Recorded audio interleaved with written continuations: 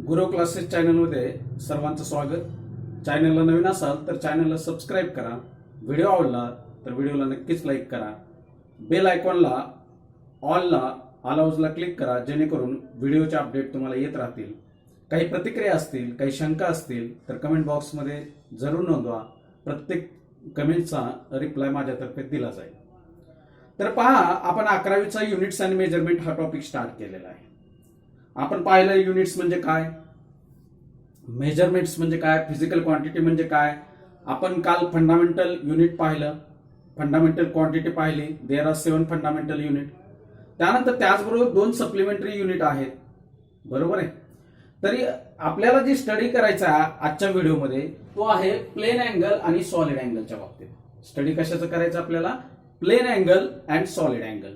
Plain angle आम्ही ऐकलेलं आहे, आम्ही प्लेन अँगल काढलेलाही आहे, बरोबर आहे. पण सॉलिड अँगल काय प्रकार आहे तर तेही आपल्याला या व्हिडिओच्या माध्यमातून आज स्टडी करायचं आहे. त्यापूर्वी प्लेन अँगलची एक्झॅक्टली डेफिनेशन काय, प्लेन अँगल म्हणजे काय हे आपण पाहूयात. तर चला, व्हॉट इज प्लेन अँगल. मी काय केलंय, तुमच्या समोर एक सर्कल काढलेला आहे. काय केलेलं आहे, मी तुमच्या समोर एक सर्कल काढलेला आहे. हा सर्कल तुम्हाला दिसतोय.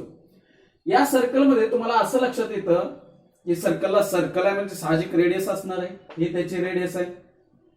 समजा पार्टिकलची इनिशियल पोझिशन इथे आहे.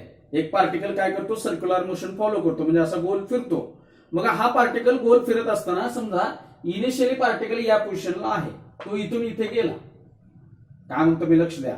पार्टिकल इनिशियल कुठे आहे, या पोझिशनला आहे, बरोबर आहे. आपण पोझिशनला नाव देऊया. समजा ही पोझिशन ए आहे आणि या ठिकाणी ही पोझिशन बी आहे. पार्टिकल ए पॉइंट पासून पार्टिकल बी पॉइंट पर्यंत गेला. त्यासाठी त्यानं जे डिस्टन्स कव्हर केलं ते डीएस आहे. आता सरळ रेषेत डिस्टन्स असेल तर आपण डिस्टन्स म्हणूयात. सरळ पाथ मध्ये जर अंतर कव्हर केलं तर त्याला डिस्टन्स म्हणूयात. परंतु इथं कसं आहे, सर्क्युलर मोशन आहे, गोल मोशन आहे, त्यामुळे याला आर्क असं म्हणतात, कारण सर्कलचा तो एक पार्ट आहे. मग त्याने जे कव्हर केलेले आर्क आहे ते काय, डीएस आहे. मग ज्यावेळेस पार्टिकल ए पॉइंट पासून बी पर्यंत जात होता त्यावेळेस तो अंतर जो कव्हर करत होता, त्यानं जे कव्हर केलेला आर्क जो आहे तो डीएस आहे. त्यावेळेस त्याने एक सेंटरला अँगल तयार केला. सेंटरला काय केला, अँगल तयार केला. आता ही जी दिसते तुम्हाला रेडियस, बरोबर, या 2 रेडियस मध्ये तुम्हाला एक अँगल सबस्टेंडेड दिसतोय. तो अँगल आपण पकडला डी थिटा. तो angle is nothing but the plane angle. मग आता प्लेन अँगल डिफाईन कसा करायचा, द रेशो ऑफ, भागाकार आहे हा कशाचा, length of arc of circle to the radius of circle is called plane angle. पहा, हा प्लेन अँगल आहे. मग त्याने काय म्हटलेलं, plane angle is the ratio of arc to the radius of circle. Arc आणि रेडियस या दोघांचं गुणोत्तर आहे ते, आर्क आणि रेडियसचं. कसं काय त्यांनी डेफिनेशन दिले आम्हाला, असंच का असा प्रश्न पडतो. याचं कारण काय पहा. समजा घड्याळ डोळ्यासमोर आणा. घड्याळ कशाही आकाराने असलं तरी पार्टिकल सर्क्युलर मोशनच फॉलो करतो, बरोबर आहे. त्यातले जे काटे आहेत ते काय करतात, सर्क्युलर मोशन, गोलच फिरतात. मग घड्याळाचं पूर्ण सर्कल म्हणजे 360 डिग्री असेल अँगलच्या भाषेत बोलायचं झालं तर, बरोबर आहे. मग आता मी तुम्हाला विचारलं की 1 वाजलेले आहेत, करेक्ट. किती वाजलेले आहेत, 1. तर तुम्हाला असं डोळ्यासमोर चित्र मिळेल, बरोबर आहे. सर्कल 360 आहे. घड्याळामध्ये काटे किती असतात, 12, बरोबर आहे. सगळे इक्वल डिस्टन्सवर असतात. मग मी तुम्हाला प्रश्न विचारला 2 काट्यामध्ये किती अँगल असेल, तर 360 भागिले 12 करावं लागेल, म्हणजे किती, 30 डिग्रीचा.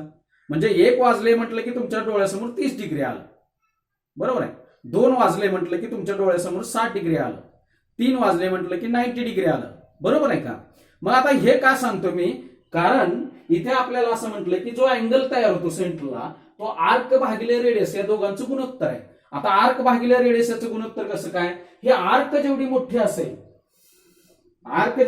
असेल, तेवढा अँगल मोठा होतो. आता सांगितलं मी. 1 वर काठा असेल तर 30च अँगल तयार होतो, 2 वर असेल तर 60 तयार होतो, 3 वर असेल तर 90 असेल. म्हणजे आर्क वाढत गेली की नाही. 1 वर असेल तर छोटे आर्क, 2 वर असेल तर आणखी आर्क वाढली, 3 वर असेल तर आणखी आर्क वाढली. म्हणजे आर्क वाढला की अँगल वाढतो. आणि रेडियस इनव्हर्सली दिसतं. रेडियस जेवढी छोटी असेल तेवढा अँगल मोठा असेल. कारण रेडियस जर फार मोठी असेल तर सर्कल कंप्लीट करायला वेळ लागेल, रेडियस छोटे असेल तर सर्कल लगेच कम्प्लीट होईल. सर्कल लगेच कम्प्लीट होईल म्हणजे 360 डिग्री अँगल लगेच कम्प्लीट होईल. कळतंय का? म्हणून इनव्हर्सली म्हणजे जे डिनॉमिनेटरला असतं बरोबर आहे ते इनव्हर्सली असतं. म्हणजे हे वाढलं की हे कमी होतं. अर्थ काय बघा इनव्हर्सलीचा, हे वाढलं की हे कमी होतं, हे कमी झालं की हे वाढतं.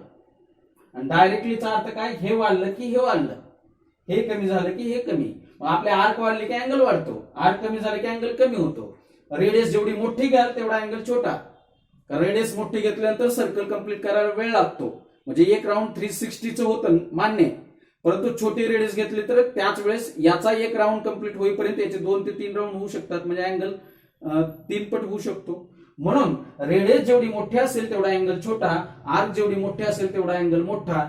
म्हणून it is the ratio of length of arc of the circle to the radius of circle is called as a plane angle. म्हणून डी थिटा बरोबर ds बाय आर. हे आपण छोट्याशा अँगलचा विचार केला. मी तुम्हाला विचारलं सर्कलचा अँगल किती हो, सर्कलचा किती अँगल असतो, सर्कलचा अँगल किती असतो 360 असतो बरोबर आहे. मग सर्कलचा आर्क किती, सर्कल म्हणजे काय होणार पूर्ण कंप्लीट करणार. हे काय असतं सर्कलचं, हे काय असतं सर्कलचं सर्कम्फरन्स. म्हणजे आर्क काय असेल सर्कम्फरन्स असेल का नाही. मग सर्कम्फरन्स म्हणजे किती असतो फॉर्म्युलाच्या स्वरूपात आपल्याकडे सर्कम्फरन्स किती असतो सर्कलचा 2πr असतो बरोबर आहे. मग सर्कम्फरन्स किती 2πr येईल.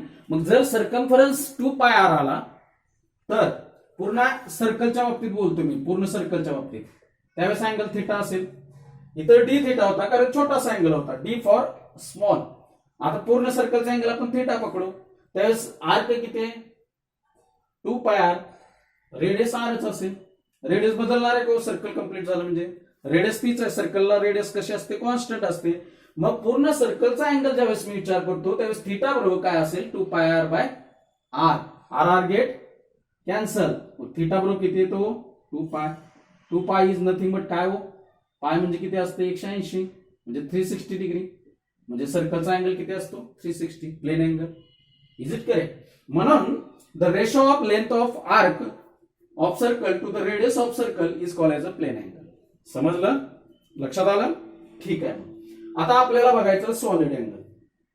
सॉलिड अँगल पाहण्यापूर्वी सॉलिड अँगल काय आहे याची आपण चर्चा आपल्याला करायची आहे. तर त्यासाठी मी तुम्हाला सिंपल उदाहरण देतो. आपण काय करतो एखादे फळ वगैरे घेण्यासाठी जातो, विशेषतः कलिंगड बरोबर आहे. मग आपण काय करतो, आपण म्हणतो गोड आहे का. मग तो काय करतो आपल्याला त्रिकोणी आकाराचं कापून देतो बरोबर आहे. कापून दिल्यानंतर तो असं त्याची फोड बाहेर काढतो. आपण आत डोकावून पाहतो बरोबर आहे. रेड कलरचं दिसलं तर आपण म्हणतो की ते गोड आहे, असे आपण कल्पना करतो. तर ज्यावेळेस आपण डोकावून पाहतो त्यावेळेस आतमध्ये जो अँगल तयार होतो तो कसला आहे सॉलिड अँगल आहे. म्हणजे कळालं, ज्यावेळेस काय केलं जातं ते फळाच्या त्रिकोणी आकारामध्ये काप केला जातो त्यावेळेस आतमध्ये जो शेप दिसतो तुम्हाला त्या फळाच्या तो आत शेप जो आहे तो कशाचा असतो सॉलिड अँगलचा. पहा इथे असा शेप ज्यावेळेस आपण तो काप बाहेर काढतो बरोबर आहे त्यावेळेस तो अशाच आकाराचा असतो का नाही. इथे असा भरीव असतो बरोबर आहे. आता हे लक्षात घ्या शेप. मग त्या ठिकाणी हा त्या तो जो काही काप आहे त्याचा एरिया हा ही त्याची काय झाली रेडियस आणि आतमध्ये एक अँगल तयार होतो. आतल्या याच्यात फळामध्ये पहा म्हणतो मी, लक्षात घ्या ते का इमॅजिन करा. आतमध्ये एक अँगल तयार होतो, असा अँगल तयार होतो बघा, लक्षात येते. तर ज्यावेळेस तुम्ही आतमध्ये डोकावतात त्यावेळेस तो जो काही अँगल तयार होतो तो angle is nothing but solid angle. आता हा सॉलिड अँगल डिफाईन कसा करायचा. It is the area of portion of what it is the area of portion of surface of sphere. इकडे पहा, आता पूर्ण सर्कल कंप्लीट असं आहे. आपण त्याचा काप अशा पद्धतीने घेतलेला आहे. इकडे पहा, या पद्धतीने काय केलेलं आपण हा काप बाहेर काढून टाकलेला आहे. मग त्यावेळेस इथं अशी पोकळी तयार होते, इथे एक अँगल तयार होतो. एवढा एरियाचा आपण पोर्शन बाहेर काढलेला आहे. हा तुमचा झाला डी ए, हा एरिया बरोबर आहे. मग काय म्हटलंय it is the area of portion of surface of sphere. हा जो काही स्पियरचा सरफेस आहे त्याचा area to the square of radius of sphere. काय म्हटलंय पहा, इथे जेवढा काही एरिया आहे, तुम्ही जेवढा काप घ्याल तेवढा एरिया मोठा आहे, जेवढा मोठा काप घ्याल तेवढा. तर हा एरिया भागिले रेडियसचा स्क्वेअर, याला काय म्हणायचं, सॉलिड अँगल. आपण जसं इथं प्लेन अँगल कसा काढला होता, डी थिटा बरोबर DS by arc, arc divide by radius म्हटलं होतं.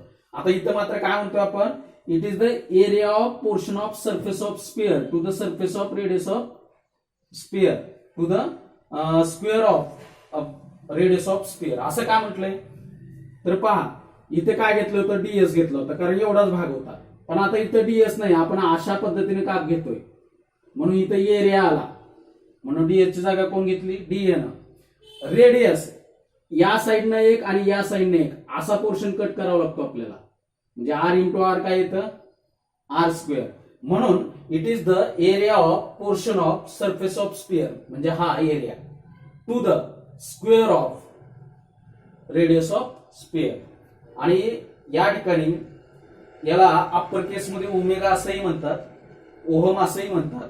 हे सिम्बॉल आहे कशाचं, सॉलिड अँगलचं. Is equal to D A divide by R square, is equal to काय, D A divide by R square.